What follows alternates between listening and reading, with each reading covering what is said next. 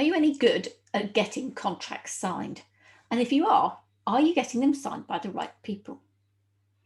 So it says in my books who needs to sign contracts for the purposes of getting an authorised signatory. And generally speaking, that's a director, a company secretary, a sole trader, that'll be you, partners of a partnership, uh, officers of any other unincorporated organisation, or someone who knows that they've been authorised to sign contracts on behalf of a corporation.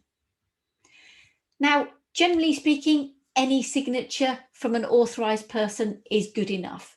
And if they didn't have capacity, the other side is entitled to treat you as being good enough on signing unless they know otherwise. So if Mrs. Goggins, a tea lady, signs, well, maybe you should have known that she probably didn't have authority. But if you want to have something called a deed, then you need to sign it in a slightly different way. For companies, it needs to be signed by two directors, one director and the company secretary. Or if there's only you in the business and your limited company, then you may need to have you sign and have that signature witnessed by another person. They should be an independent person not interested in that contract. Now, that could be your partner, it could be an adult child that's in your house, or it could be a neighbour. It doesn't really matter.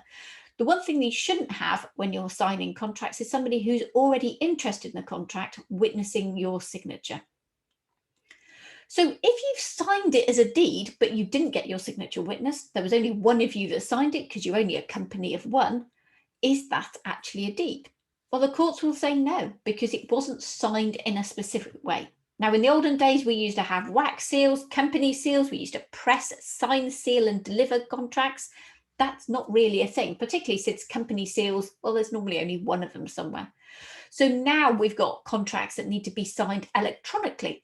The same rules apply. Witnesses can sign electronically. They should be in the same room as the other person who's signing, and they will be time stamped so you know that they're signed on the same time at the same moment. Not necessarily in the same room, but they should be able to witness. Now, there's a bit of debate about whether or not remote witnessing is actually valid under current English law. But generally speaking, you need to be careful if a document needs to be witnessed. Now, one of the documents I was sent at the beginning of lockdown didn't actually have any instructions on how I was going to get it witnessed. And it was about a family trusteeship. So I couldn't get any of the members of my family to witness my signature. That wouldn't be an independent adult. So I had to get a neighbour to sign it, but we weren't allowed to go anywhere near our neighbours. So the fact that somebody, and it wasn't a lawyer, had sent me this document asking me to sign it and get it witnessed without explaining how practically I was going to get that done in the middle of a pandemic seemed to be a big mistake. If you want contracts signed in a very specific way, please make it clear that you want them to sign it in a specific way. Don't allow them to take a photocopy of their signature and just lob it in some image. They can maybe sign using a graphic tablet, but there are all sorts of widgets that you can get or forms that you can get online that allow you to sign in a way which is valid.